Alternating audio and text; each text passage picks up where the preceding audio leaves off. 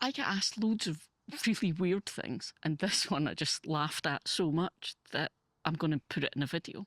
So we're going to start out in the driveway. I probably should have brought a tripod. It would make it easier, but hey ho, we'll just fight with a gimbal. Right. A wee while ago, I got asked what weeds we have in our driveway.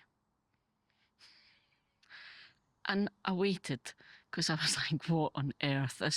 How do I make an interesting video? So what we're going to do is we're going to have a look. Now, the main problem being our driveway is shared. So only this side is actually our driveway, obviously. So that was a neighbour. Right, okay, driveway and weeds is not going to be the most interesting video. So I'm going to do this bit quickly, but then I'm going to take it up a notch, and that bit I think you're going to like. So driveway then. Now obviously our driveway is shared, so I can only show you the weeds on this side because this bit's ours, that side's the neighbours.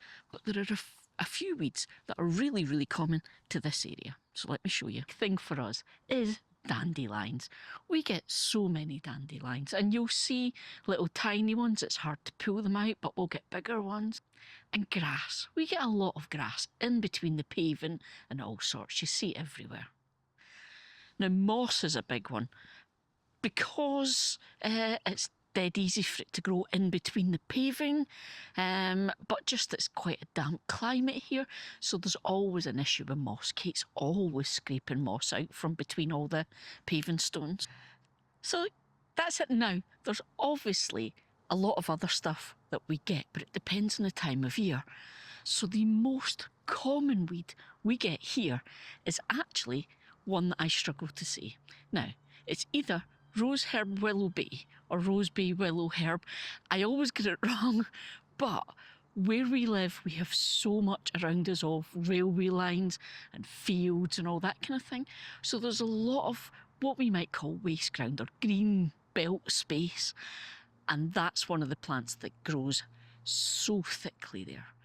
So there is 1 week a year where we call it floof week, where all the seed heads are released and we actually just see clouds of it blowing down the street. So that's quite a common one. Not necessarily in the driveway, but we see it a lot out back. However, there is something I want to show you. It's the most prolific, the most annoying, infuriating, and I'm trying to hold my temper here, but it's the weed I hate the most. And it's not in the driveway, it's over behind me, around the rockery. I'm going to take you over here. This is not the driveway, but there is a spectacular weed here. Spectacular in the sense that it is driving us crazy.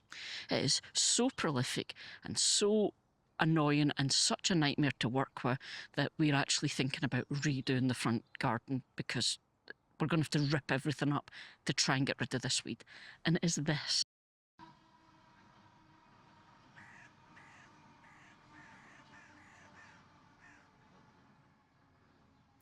Now, the whole thing, as we all know, a weed is just a plant that's in the wrong place. So we actually planted this. Yes, we wanted this. We planted a little tiny tuft of it in the rockery. Just over there. And it basically has just grown through the entire rockery. And you will see it all over the place, look. It basically is choking out all the other plants. It's everywhere. And I really don't like it. It was cute when it was a tiny wee tuft, but like this, I don't like it, it's horrible. But it's escaped and it's in all the paving, it's gone through all the cracks. It's everywhere.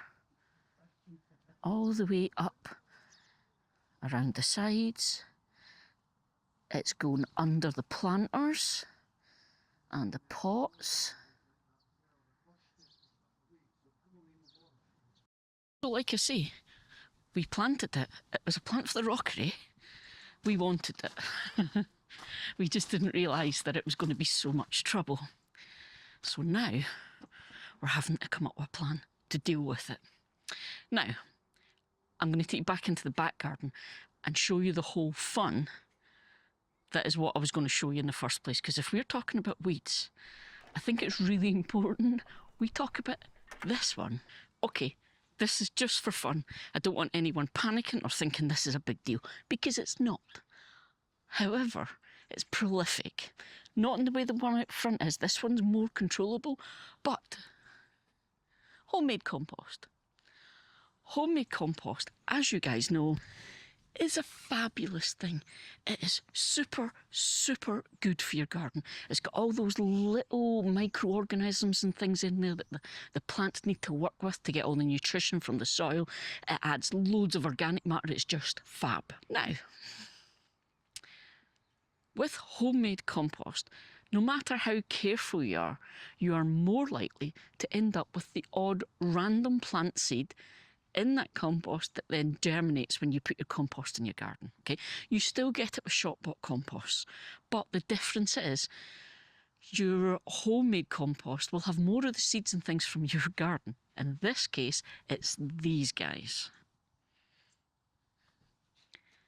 Right, I'm going to give you a second because I think you should all recognise these seedlings. You see them often enough in my channel.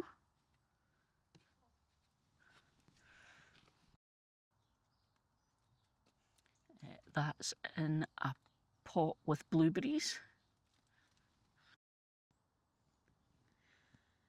And they're in the blackberry pots. Oh look, more in the other blackberries. Even younger versions, not got the second set of frilly leaves yet. So I'll stop there. Have you guessed what it is? Yup, it's tomato seedlings. So here's the thing. Homemade compost then. You put all of your stuff from the garden in your compost. All your weeds that you pull, your grass cuttings, any plants that you've decided to sacrifice, the cuttings from the kitchen. So that is how we've ended up with tomato seedlings all over the garden. Because obviously when we use tomatoes in the house, the vegetable scraps, the cuttings, the bits off the chopping board go into the food waste that goes into the compost bins. And at the minute,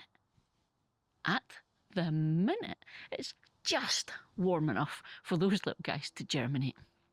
Now, like I said at the start, this isn't a big scary big deal. Oh my God, big dramas. I'm going to have tomato plants everywhere. I've got seedlings everywhere. But the thing is, it's autumn. So those guys probably will grow for another 2 or 3 weeks. And then the frost is going to come and it's going to kill them all off. So that's why I've left some long enough for you to see. I haven't weeded them. Because I knew, even if they get much bigger, they're going to die soon. It's not a big drama. However, in spring, if this was happening, I would be digging them up and potting them on and putting them in the greenhouse. Because that's really awesome little strong seedlings that I could be grown from. I was going to say the problem is that I don't know what variety any of them are, but let's be honest, my labelling habits are so bad that I usually can't remember what variety anything is anyway, so it's not the end of the world. Now here's the thing. It's really not a big deal. It's going to take me seconds to weed all of them because they're nice, big and easy to grab. If you're down on your hands and knees, you can just pull at them and it's fine. However, there are options, obviously, because we're all different. We all garden differently. So in the planters, super simple. I can get in there with my fingers, pulling them out whole into a bucket, back into the compost bins. Because once I pull those plants out, they're going to die. It's not going to be a problem having the compost.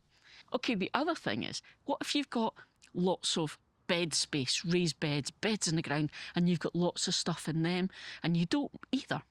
Maybe you don't garden in the way that you're clambering around on your hands and knees like I am. You could be standing and hoeing them. And again, it's just going to do the same thing. It's going to bring them all to the surface. It's either going to break them up and damage them, or it's just going to lift them. You can either then gather them up and pick them up, compost them, or leave them on the surface, and again, they'll die. They'll do the natural composting down into the bed. So yeah, so it's not a big deal.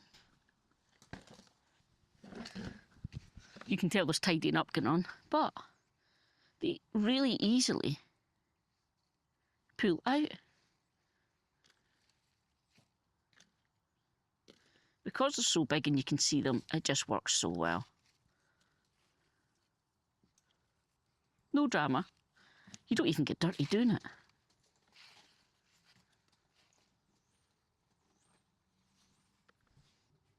To the blackberries.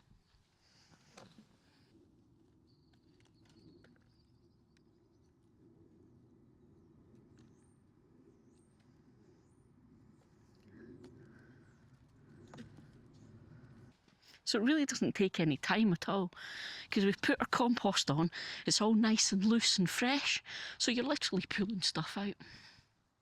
Not a big drama at all, you saw how quick that was. So weeds then. A bit of a fun video this week, not our usual, but I hope you had fun just seeing what really truly annoys us weed-wise, and what's not that big deal at all, and we're just having some silliness with it. We'll be back to normal next week with more happenings in the garden, because as you can see, there's a lot going on, and we're at that changing point now. So I'll see you next week.